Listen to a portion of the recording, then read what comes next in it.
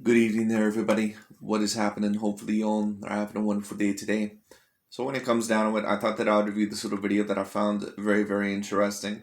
And of course, today, what we're going to be talking about is the possibility of there being a Terence Bud Crawford versus Errol Spence Jr. fight, of course, of next year in the year 2022. I personally, of course, would be very excited for that fight. I think both of those guys are tremendous fighters. I think that both Terence Crawford and Errol Spence Jr. personally belong within the top five pound for pound. I do think that, and I've already said this, my top five pound for pound consists of Canelo Alvarez, Alexander Usyk, Tyson Fury, Terence Bud Crawford, and Errol Spence Jr. in no particular order. But I do have Canelo Alvarez as my undisputed, at least in my opinion, number one pound for pound fighter, just because of the type of competition that he usually fights, and on top of that, with the accomplishments and the skill set that he has.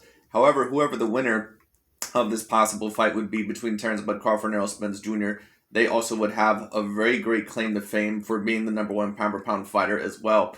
Because both of these guys, in my opinion, at least when I take a look at them, they are A-plus fighters. These are two generational type of talents. And I do believe all in all that whoever wins this fight, they certainly will be in the debate with Canelo Alvarez or possibly someone else as being the number one overall pound for pound fighter.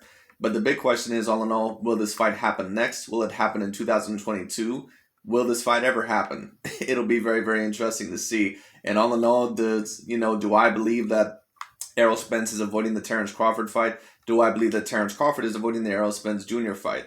Well, what I'm going to say is this. Terence Bud Crawford, now that he finally has defeated his first official A-grade fighter, in my opinion, in Sean Porter, I do believe that it has opened up some windows for him. I do think all in all that it was better for his brand. There's a couple of options possibly for Terence Crawford next, and I would like to see him possibly take a couple of these options. In my opinion, I don't think that it would be the best if Terence Crawford versus Errol Spence Jr.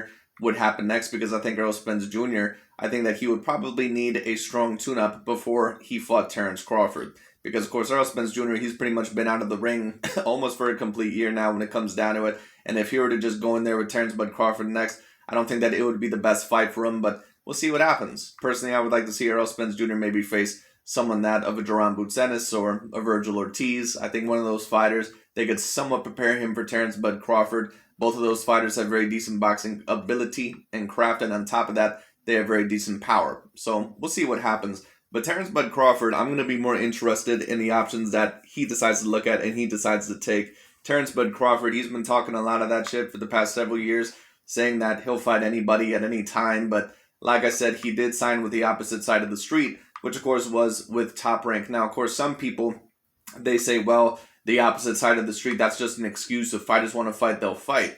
Sometimes that can be true, but it does make it a hell of a lot harder, especially when pretty much all the elite welterweights within the welterweight division, they're usually at one promotion, and Terence Crawford is with the complete opposite promotion with a promoter in Bob Arum that is notoriously known for not wanting to deal with Al Heyman. So hopefully Terence Crawford, he's able to get a couple of big fights in a row if he's not able to get Errol Spence Jr. within his next couple of fights. Personally, who do I think Terence Crawford should fight?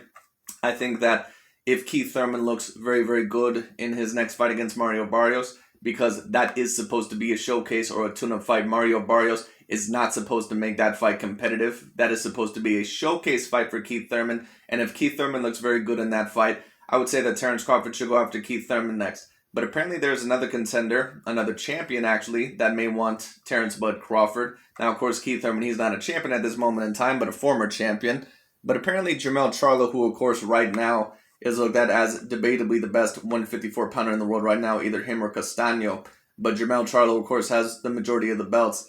If Jermell Charlo somehow were able to get a fight with Terence Bud Crawford next, or if Terence were, really actually trying to negotiate with Jermell Charlo, and apparently Jermell Charlo said that he would give Terence Crawford a 50-50 split, because apparently that is a big part of the reason why Terence Crawford said that he may not face Errol Spence Jr. next, because apparently he does not want to take a 60-40 split. And I said this a while ago, but if Terence Bud Crawford, if he is going to get an Errol Spence Jr. fight, I don't think there's anyone out there that you really can fight and beat, unless maybe you were able to defeat Canelo Alvarez, and of course I think that's highly unlikely. But when it comes down to it, I don't think that there's any other boxer that you could defeat within those weight divisions. Realistically, that would make you the A side over Errol Spence Jr. Errol Spence is just way too big of a draw. He got to most of the welterweights and most of the A-grade fighters before Terence Crawford got to them. So Terence Crawford, he can face Danny Garcia next. He can possibly face, I'm trying to think of some of the other fighters, maybe a Mikey Garcia next or something like that, but Mikey, of course, fought at 140 in his last fight. My point being is this. I don't think that he's going to be the A-side over Errol Spence Jr. just by fighting some of his leftovers. So even though I thought the Sean Porter performance was very impressive, and even though I thought that he looked even more impressive against Sean Porter than what Errol Spence Jr. did, that's not going to make you the A-side over him. It just is what it is. Because when you take a look at the numbers and who usually gets more attraction, it clearly is Errol Spence Jr. No doubt about it. There's no doubt about that. So if Terence Crawford, if he is not willing to accept the 60-40 split, that'll tell me, no matter what the Terence Crawford fanboys say, that'll tell me that Terence Crawford is the one that is not super serious about taking that fight. Or that he is so stupid when it comes to the business side of boxing that he just doesn't understand it. So it is what it is. We'll see overall what happens, but it'll be very, very interesting. Anyways, Fannon, he's going to talk about it. And of course, Fannon, he does tend to be an Errol Spence Jr. fan, so he may be a little bit biased in his analysis, but I do tend to agree with some of the things that he has to say about this conversation. Let's get into it. Let's see what he has to say. All right, welcome back to the channel. It's your boy Fannon, and in this video, we're going to talk about Jermell Charlo, Terence Crawford, and Errol Spence Jr. Terence Crawford is apparently turning down the Errol Spence Jr. fight, being very unreasonable, at least in the public, and the likelihood that he can get what he wants, however, against Jermell Charlo. Let's talk about that in this video.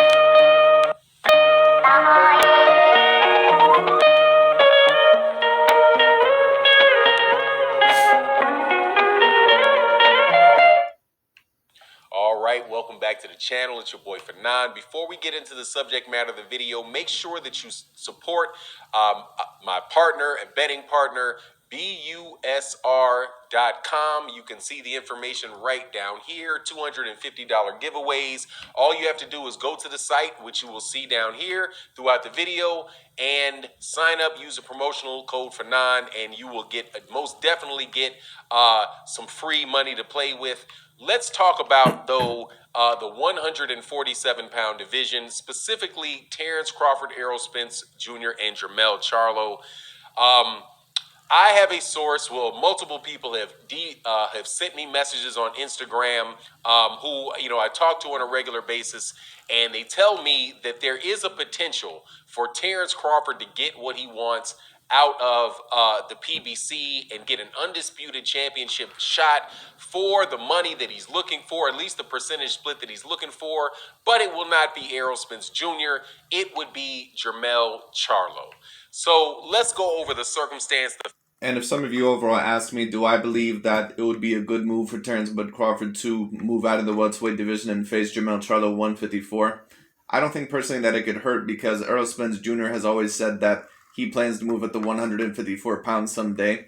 And from what I hear, he sounds interested in facing a Jermell Charlo. So, like I said, Terence Crawford, in my opinion, his objective right now should be to face whoever Errol Spence Jr. has not faced within some of those weight divisions. And all in all, is not Errol Spence Jr.'s leftovers. And if that tends to be Jermell Charlo, then that tends to be Jermell Charlo. And if you're not only a champion at the welterweight division, but then also a champion at 154, I think also that would do you great wonders. But we'll see. But in my opinion, if it means giving up your welterweight title, I think that the best thing to do is to probably go after some welterweights that Errol Spence Jr. has not gone after yet. If that means Duran Bucenis, that's what it means. If that means, Virgil Ortiz, or if that means, Keith Thurman. Keith Thurman, in my opinion, would be your best bet. But we'll see what happens. Facts real fast. Everybody wants to see Errol Spence Jr. versus Terence Crawford at 147 pounds. There's a lot of back and forth about who shot John, as far as who's ducking who's doing this and who's doing that. Well, let me assure you, this is my opinion. I won't say assure you. This is my opinion. And as people should know, this channel is a fan forum, right? I'm a boxing fan. We talk about things that are taking place in boxing, and then I give you my opinion on it. That is what the channel is, and so that's what I'm going to do. Terence Crawford if Terence Crawford wants this Errol Spence Jr. fight, he doesn't want it very badly, okay? And he's asking for something that I believe, and any other reasonable person I think believe, is unrealistic and unfair to Errol Spence Jr., which is he's saying that he is not going to fight for 60-40. He was only going to fight for 50-50. If there's going to be any 60-40 split in the purse between Errol Spence Jr. and Terence Crawford, is going to be in Terence Crawford's favor. I'm not sure exactly if Terence Crawford said that the 60-40 would have to be in his favor. But like I said, Terence Crawford, he doesn't seem to understand. Terence Crawford is not the bigger draw. He also, on top of that, does not have the better resume. And on top of that, he does not have more belts within that division. There's no argument. Errol Spence Jr. has to be the A side within this fight. It just is what it is. Now, if we're talking about another weight division, and let's talk about Gervonta Tank Davis versus George Kambosos. Well, Gervonta Tank Davis, in my opinion, he would be the clear A side in terms of, all in all, who makes more money.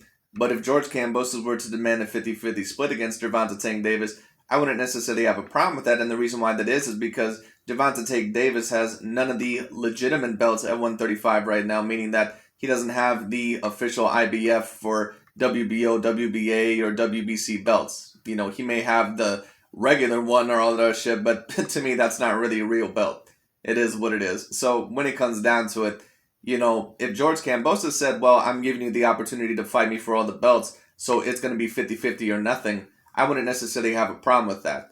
But Terence Bud Crawford, not only is he not the bigger draw than Errol Spence Jr., really not even close, but on top of that, Errol Spence Jr. has more belts than Terence Bud Crawford. So, of course, it would be a great fight for both, but at the end of the day, it's Errol Spence Jr. who's giving Terence Bud Crawford the opportunity to fight for both of his belts that he has. Because Errol Spence is a unified champion, not Terence Crawford. That, my friend, is unfair to Errol Spence Jr. Because Errol Spence Jr. is the one that is selling the majority of those tickets. He's the one that has the history of the I agree. Successful pay-per-views. And just to say, I'm not fighting you unless I get 50-50, when you have not done financially the things that the other guy has done, is unfair to the guy that has put in the work.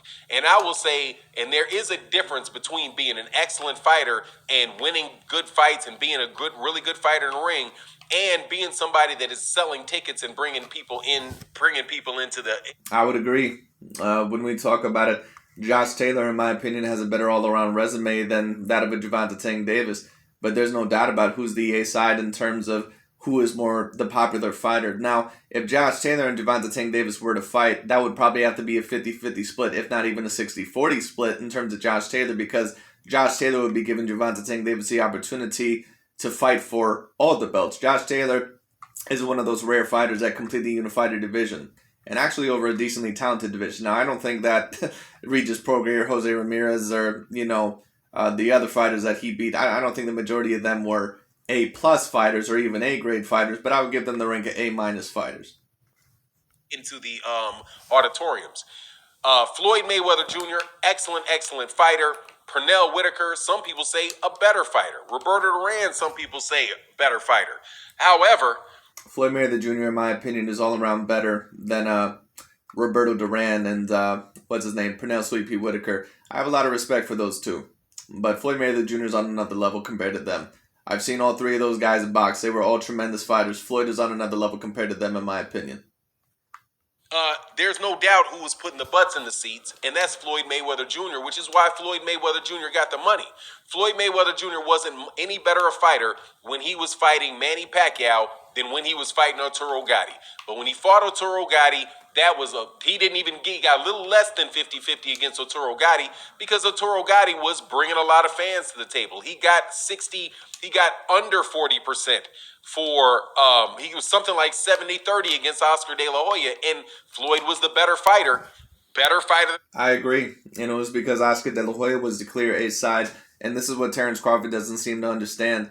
You're not going to get a 50-50 split over Errol Spence Jr. Now, Terence, at the end of the day, he can talk all that shit all he wants to and say, well, that just shows that Errol Spence Jr. that he's not confident because he's not willing to do a 50-50 split. And, if you're that good, just do a 50-50 split. I'm not saying that Errol Spence Jr. does not realize the threat of a Terence Bud Crawford, but Errol Spence realizes the business of boxing just like Floyd Mayweather Jr. did. Once Floyd became the A side, there was no boxer, even Manny Pacquiao, at least eventually when they fought, that was going to get the money split over him, because at the end of the day, Floyd knew this. There's always a risk to lose in a big boxing fight. Of course, you have confidence in your abilities, But if you lose a fight, or when it comes down to it, if you get very badly damaged in a fight, no one else overall is going to take care of you except you and your family. If you're overall lucky for that. So at the end of the day, Errol Spence realizes that this is a very dangerous fight, that is a very big fight, and of course, since he has not only the majority of the belts, but the majority of the monetary value, he is going to be the A side. He is going to get the money split. It is what it is. Oscar De La Hoya, but he didn't get it because he wasn't the one that was selling the tickets. From all rational points of view, Errol Spence Jr. is the bigger attraction of the two, and it's only fair to Errol Spence Jr. that Errol Spence Jr. taking a big risk by fighting Terence Crawford should get what he has earned through his past performance. However, just like everywhere else in the world, you have free choice. You can make your decision to fight a guy or not to fight a guy. Absolutely, Terence Crawford has the right to say, well, you know what? If I don't get 50-50 for the chance that I'm taking, and he believes that his value is based off the fights that he's done and the longer career that he's had, he has the right to turn that down. And, it is what it is, right? He does have the right to turn that down, but let me say this about Terence Bud Crawford. And once again, Terence Crawford has got to be one of my top 5 favorite fighters to watch in all of boxing today. He may be, I'm not going to say he's my favorite all-around boxer to watch today, but he's up there. He might be tied overall right there with me for Canelo Alvarez. Now, of course, like I always say, I'm not a fan of any of these fighters, but that doesn't mean all in all that I don't have certain styles that I like to watch. Canelo, in my opinion, is a great joy to watch because he really has transformed himself, into, in my opinion, the number 1 pound-for-pound fighter. And it is going to take a great amount of effort to defeat him if someone is going to. I also like watching Alexander Usyk and Tyson Fury, of course. Errol Spence Jr. is up there. Terence Bud Crawford is one of my favorites to watch. And there's a few others that perhaps I'm not mentioning. Gervonta Tank Davis. All those fighters, I think, are a great joy to watch. But Terence Bud Crawford, at the end of the day, if he says overall that, he's not willing to take a 60-40 split, that'll just tell me that Terence, he's not super serious about taking that fight. It just is what it is. Nobody can force him to fight. However, can say and put the blame where it belongs if that is true and if he sticks with that he's the reason that fight is not going to happen, because Errol Spence Jr. does not owe it to Terence Crawford, does not owe it to boxing fans to be taken advantage of by Terence Crawford, right? And cut a deal that he thinks is essentially unfair. Well, some people, of course, would say that taking a 50-50 split would not be taken advantage of, but at the end of the day, like I said, Errol Spence Jr., he's giving you the opportunity to not only fight for his belts, but he's giving you the opportunity, all in all, at least take the 60-40 split. Because really, to be honest, let's just be real about Terence Crawford here for a second. Every single pay-per-view that he's had, it's been a complete flop. like it hasn't even been close to anywhere of Errol Spence Jr.'s numbers. Now, a lot of people had argued that his last fight, that it was kind of a flop a little bit, at least somewhat, because, Terence Bud Crawford, it was on ESPN Plus, and you have to subscribe to ESPN Plus to even buy the pay-per-views. I have ESPN Plus myself. I can't necessarily remember if you have to be subscribed to buy the pay-per-views, but let's just say even that is true when it comes down at the end of the day.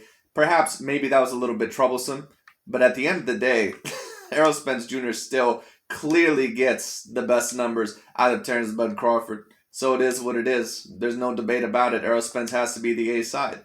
And 60-40, in my opinion, that's a good deal. So we'll see what happens. Fair to him. However, there is somebody out there, according to the sources or the people that have DM'd me, saying, look, Jermell Charlo said he will take that fight. Jermell Charlo, it's pretty much known that Jermell Charlo and Terence Crawford had gone back and forth a few times. And Terence Crawford had said that he was going to be moving up. If he doesn't fight Errol Spence Jr., that he would move up to 154 pounds and look for titles at 154 pounds. And Jermell Charlo is saying, hey, man, yeah, absolutely. Move on up to 154 pounds and I'll fight you. Now, Jermell Charlo has the fight with Brian Castano. Is supposed to be having the fight with Brian Castano even in either January or February. Their rematch for the undisputed title, because you have Jermell Charlo, who has the WBA, the WBO, the WBA, the IBF, and the WBC, and you have the WBO champion, Brian Castano. They're supposed to be rematching each other, but that's a great rematch in my opinion, and I believe that Brian Castano, I believe actually that he's all around the better fighter than Jermell Charlo. But if he gives Jermell Charlo a little bit too much respect in that fight, he can very easily blow away that fight. So Brian Castano, he's going to have to put a lot of pressure on Jermell Charlo. He's going to have to be very, very prudent. He's going to have to be very careful. And he's also going to have to make sure that he is active enough, because I think that a big part of the reason why that fight also was scored a draw was because he gave Jermell Charlo a little bit too much respect. Don't get me wrong, Jermell Charlo is a very skilled boxer. I think that he's an A- fighter, in my opinion, for his weight class. I don't think that he's an A+ fighter or an A-grade fighter.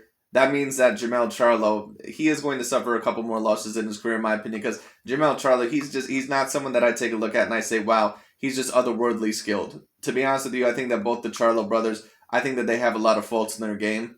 It just is what it is, but they are A-grade fighters. I think that he's probably an A-grade fighter. I think that Jermell is probably an A- fighter. So whoever gets to him first between Terence Bud Crawford and Errol Spence, they're more than likely probably going to beat him.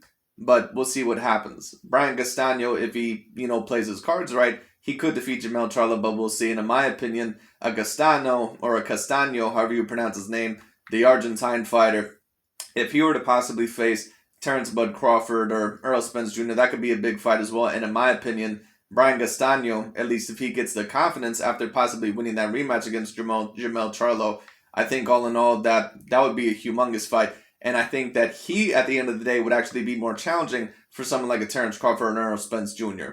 Because Jermell Charlo, I believe, would try to both outbox Terence Crawford and Errol Spence Jr., and he does not have that ability. It is what it is. Right, either in lieu of that fight or after that fight, Jermell Charlo is willing to fight Terence Crawford for money that Terence Crawford can get 50-50 from Jermell Charlo.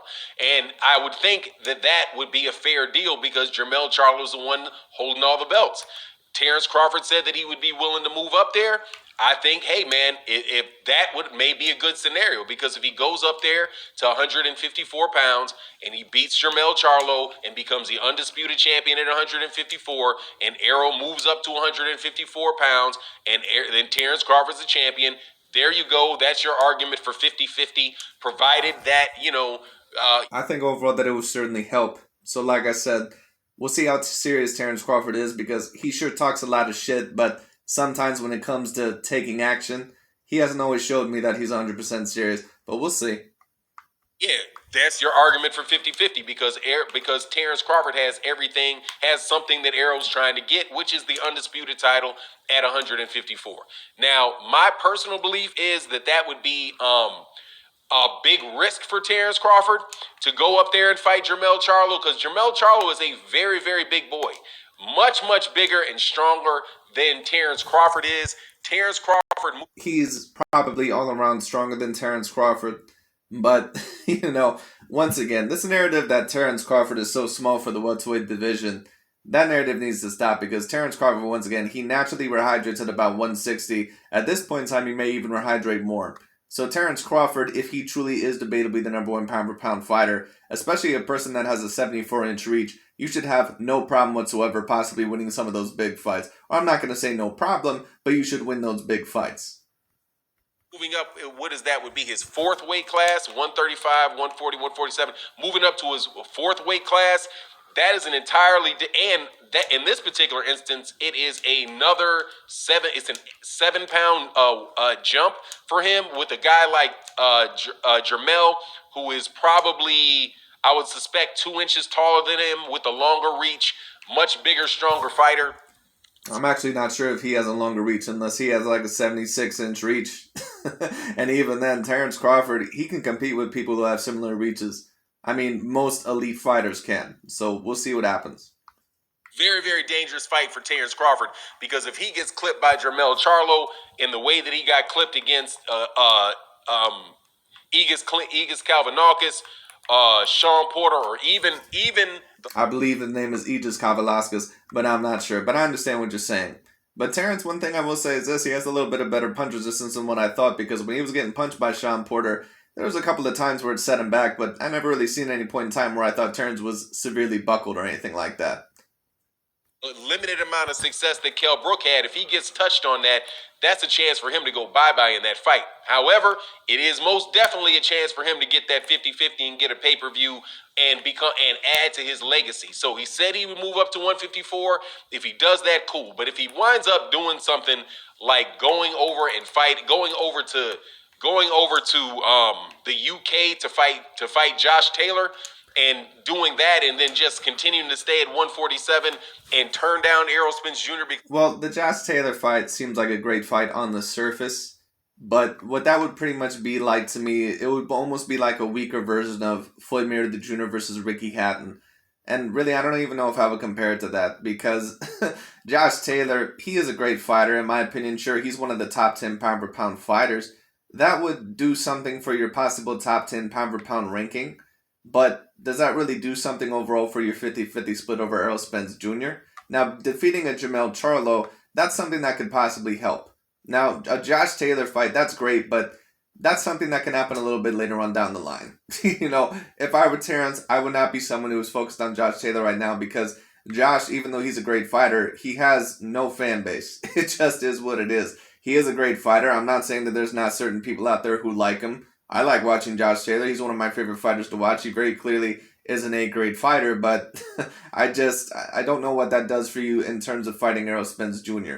In my opinion, if you want to face Errol Spence Jr., especially within 2022, you either face a Jermell Charlo next or a Keith Thurman, a Virgil Ortiz, a Duran Bucenas, somewhere along those lines. Probably Keith Thurman first, and then maybe, Jermell Charlo after that if Errol Spence will not take the fight or if the fight does not come to fruition. One of those guys. Because he thinks that he's worth more money. I don't think that is a good look on Terence Crawford. And look, I know there are people that come by and try to support Terence Crawford and do all that, but for the majority of the people that come trolling on Terence Crawford, it's really guys that are anti-PBC. It's really not really his fan base. And I'm telling you, over the course of years, Terence Crawford has lost more fans over this Errol Spence Jr. stuff than he's gained. And if he's not willing to take 60-40 for this fight, I mean, dude, it's just him. It's him not wanting to fight. It isn't Errol Spence Jr. and not all of the. I would agree with that. And once again, I love Terence Crawford. Terence Crawford's my guy. But, I would have to agree there. If you don't accept 60-40, that would be like Manny Pacquiao pulling out of the Floyd Mayweather Jr. fight all the way back in 2015 because he didn't get a 50-50 split. It just is what it is. Gain the wordsmanship and all that stuff. Anybody want to try and make a difference because that's just what it's going to look like. But anyway, that's my take on the matter. You make sure you let me know in the comment section what you think and leave your opinion there. Also, make sure you hit the like button, share, subscribe to the channel. It really does help the channel grow. I'd greatly appreciate it. And with that, I'm out. Peace. That's really about it for me today as well. But it'll be very, very interesting to see what happens between those two fighters. If Terence Bud Crawford cannot get Errol Spence Jr. next, which I predict he probably isn't going to get him next, in my opinion, the best decision would be go after Keith Thurman. Because Keith Thurman is still looked at as one of the top 5 welterweights, especially if he looks very good and knocks out Mario Barrios. I would pounce on that opportunity. Maybe they can fight in June or July, somewhere around then. Errol Spence gets a tune-up fight. Maybe you can fight him or trap him in a corner if Errol Spence really doesn't seem interested. Then you can trap him in a corner. Maybe y'all can fight somewhere around anywhere from September to December, somewhere around there. But it'll be very, very interesting. Anyways, that's really about it for today. Thank you so much for watching, and we'll see how serious Terence Bud Crawford really is about taking some of these bigger fights. And I'm not talking about fights against Sean Porter. I'm talking about fighters that could debatably be within the top 10 pound for pound, or fighters all in all that could really change your legacy. Fighters who are not just A- fighters, fighters who are now A to A+. So we'll see what happens. It'll be very interesting. But anyways, that's pretty much about it for me today. Thank you so much for watching, and I'll talk to you all later.